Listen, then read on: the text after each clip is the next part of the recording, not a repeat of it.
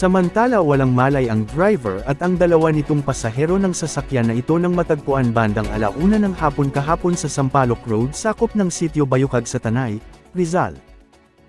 Pagresponde ng Tanay Police at NDRRMO, inilabas na mula sa sasakyan ang 3 nitong katao at idinala ito sa hospital. Ang driver, patay matapos atakihin sa puso habang ang dalawang sakay nito ay nawala ng malay. Binasag na lang yung windshield sa left side passenger para may labas lang sila.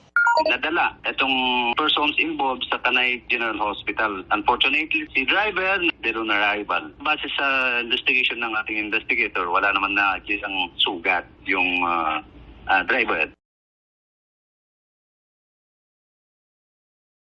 Sa iba pang balita, libreng makakadaan ang mga motorista mula sa Cavite Expressway. Matapos inaprobahan ng Toll Regulatory Board ang rekomendasyon na pansamantalang suspendihin ang paniningil ng toll alinsunod sa utos ni Pangulong Bongbong Marcos.